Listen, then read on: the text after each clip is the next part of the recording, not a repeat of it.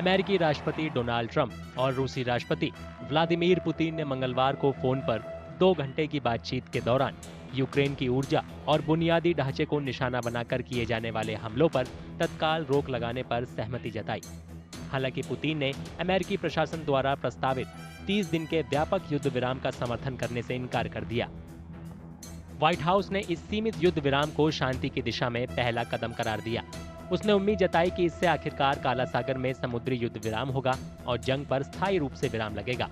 White house ने कहा कि पश्चिम एशिया में इन कदमों पर बातचीत तुरंत शुरू होगी। The fact that two leaders of great powers are talking is itself a good sign. It may not be total satisfaction in terms of the cessation of all hostilities, but at least it's a step forward. And energy facilities in both the countries affect not just Russia and Ukraine, but they also affect the wider world, and in particular the populations of Ukraine and Russia, because without the energy supply, be it in terms of power or in terms of oil and gas, people suffer. So it's a good first step. Kremlin ने कहा कि Putin ने समुद्री युद्ध विराम के लिए Trump के आह्वान का स्वागत किया और इस तरह के समझौतों के खास विवरणों पर आगे काम करने के लिए बातचीत शुरू करने पर सहमति जताई है। क्रेमलिन के मुताबिक राष्ट्रपति पुतिन ने ट्रंप को यह भी बताया कि रूस और यूक्रेन बुधवार को 175 युद्धबंदियों की अदला बदली करेंगे और रूस 23 बुरी तरह से घायल सैनिक भी यूक्रेन को सौंपेगा। पुतिन ने सैद्धांतिक रूप से अमेरिकी प्रस्ताव का समर्थन किया, लेकिन इस बात की गारंटी पर जोर दिया कि यूक्रेन इस रोक का इस्तेमाल फिर से हथियारबंद होने या लामबंद होने के लिए नहीं करेगा।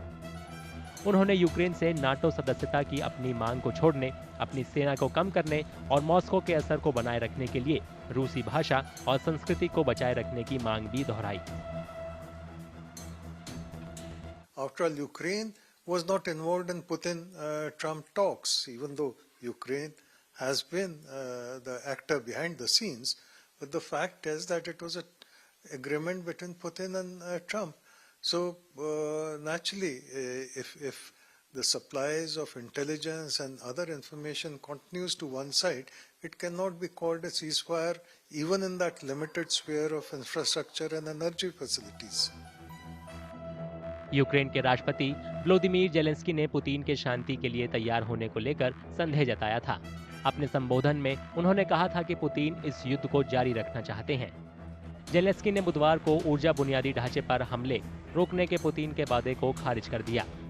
उन्होंने कहा कि रात भर हुए ड्रोन हमलों के बाद ये वास्तविकता के विपरीत है। उन्होंने कहा कि वे दिन में बाद में अमेरिकी राष्ट्रपति डोनाल्ड ट्रंप से बात करेंगे और पुतिन के साथ ट्रंप की बातचीत और युद्ध विराम की दिशा में अगले कदमों पर चर्चा करेंगे।